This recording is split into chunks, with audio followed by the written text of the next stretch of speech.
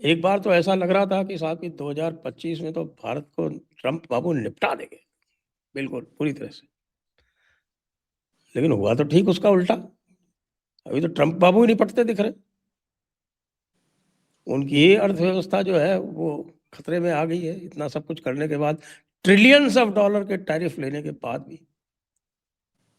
और भारत तो अपनी मस्ती में है साहब, अभी भी रशिया से तेल लिए जा रहा है तो लिए जा रहा है, और और कोई असर पड़ा नहीं। ठीक है, थोड़े सेक्टर्स जो हैं वो जरूर हिट हुए हैं।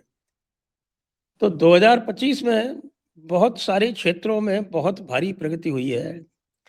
कई क्षेत्र जो मेरे दृष्टि में सीधे सीधे आते हैं, एक तो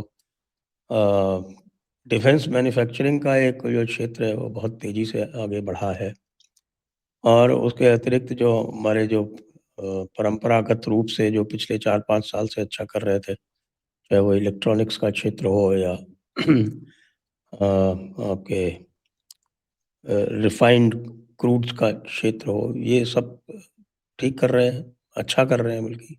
तभी तो 8% से ऊपर ग्रोथ आ रही है, और एक्सपोर्ट में भी ग्रोथ आ रही है, एफटीएस फटाफट हो रहे हैं। तो मैं अब आपके मुंह से सुनना चाहूंगा कि आप क्या सोचते हैं कि 2025 में हमारे आर्थिक क्षेत्र में क्या विशेष उपलब्धियां रही हैं? सर, जो आपने बातें बताई ये बिल्कुल सही है। और इसीलिए आपको याद होगा जब ट्रंप साहब ने टैरिफ लगाए थे तो मैंने एक वीडियो बनाया था, थैंक यू ट्रंप। तो हाँ। जी हाँ, उसके बाद हमने बात भी की थी उसके ऊपर। बिल्कुल की थी। तो सर, अगर हम हिंदुस्तानियों का ट्रैक रिकॉर्ड देखें ना तो हम बड़े विचित्र लोग हैं। हम आराम से सोते रहते हैं जब तक हमारे घर में आग नहीं लगती। जब तक हमें, क्योंकि हम लोग क्या है ना, हनुमान वाली मानसिकता के लोग हैं।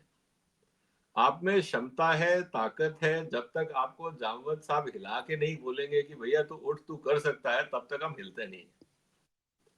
तो इस समय जो भारत की अर्थनीति है उसमें जामवंत का रोल प्ले किया है ट्रंप साहब ने, और देश को जगा दिया कि भाई तुम्हारे को मैं बर्बाद कर दूंगा अगर तुम नहीं जागे तो।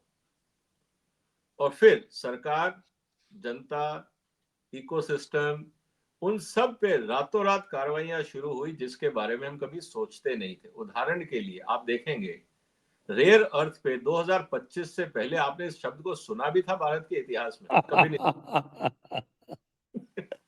हमारे पास रेयर अर्थ के भंडारों की कमी नहीं थी, लेकिन हम सो रहे प्रोसेसिंग थे। हम करना ही नहीं चाहते थे। हमने कभी जिंदगी में प्रोएक्टिवली सोचा ही नहीं।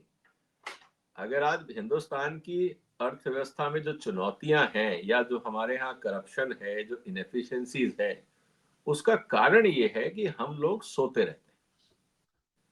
और जब ट्रंप ने भारत को हिलाया और चीन ने जब रेयर अर्थ पे रिस्ट्रिक्शन लगाए, तब जाके हमें पता लगा, ओहो, रेयर अर्थ नाम की भी कोई चीज होती है। क्योंकि गोल्ड सिल्वर के आगे हम सोचते ही नहीं थे। हम्म। अब हुआ क्या? फिर एक समाज में प्रकृति या समझ में ये सोच था, अरे साहब सरकारें बहुत स्लो काम करती हैं। सर, ट्रंप साहब ने अप्रैल में अपनी कार्रवाई शुरू करी। सितंबर में 6 महीने के अंदर हमने रेयर अर्थ पे हिंदुस्तान में पॉलिसी तक बना डाली। उसके लिए फंड भी एलोकेट कर दिए, हमने लाइसेंस भी एलोकेट कर दिए, आरएनडी भी शुरू कर दी। 6 महीने में हमने वो सब कुछ कर लिया जिसको करने में लोग 6-6 साल लगा देते हैं और तब भी नहीं हो पाता। तो इसका मतलब यह है कि where there is a will there is a way. और अगर कोई ये सोचता है, भारत सरकार या कहीं पे भी कोई भी डिपार्टमेंट अगर ये बहानेबाजी करता है कि साहब हम सोच रहे हैं, कर रहे हैं, इसका मतलब है कि उनकी नीयत नहीं है करने की। क्योंकि अगर वो चाहते तो वो कर चुके होते। ये टालने की जो प्रक्रिया है, ये हिंदुस्तान में नहीं चल सकती अगर सरकार चाहे कि करना है तो। और नहीं करना हो तो फिर कमेटीज का एक सिंड्रोम है हिंदुस्तान में। हर चीज को कमेटी के हवाले कर दो, ठंडे बस्ते में डाल दो, उसका रिजल्ट आना नहीं। और जनता को भी झुंझुना पकड़ा दिया कि कमेटी बन गई, एक्सपर्ट्स बैठे हैं, देख रहे हैं, काम कर रहे हैं, हम भी इंतजार करते रहते हैं, और जनरेशन बर्बाद हो जाती है। ये भारत की एक सांस्कृतिक विरासत रही है जिसको बदलने की जरूरत है।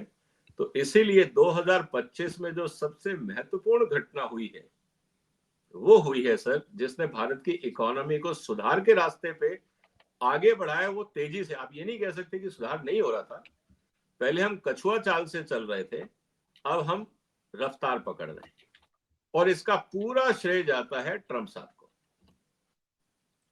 तो credit should go to Trump, not to anyone within India, क्योंकि वो सारे संसाधन हमारे पास थे, हमने उसका कभी इस्तेमाल किया ही नहीं था। तो credit goes to Trump for putting India on the right track.